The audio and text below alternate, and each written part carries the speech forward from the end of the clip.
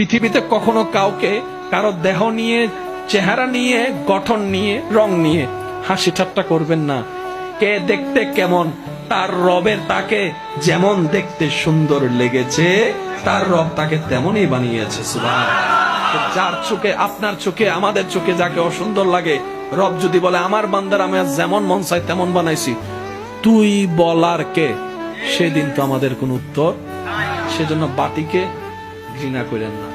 এমন ভাবে কখনো কোনো মানুষের সাথে কথা বলবেন না, সমাজের, পরিবারের সবার সামনে যে কথাটা শোনার পর তার এখানে আঘাত লাগে, মাথাটা নিচু হয়ে যায়, হাসি মুখটা মলিন হয়ে যায়।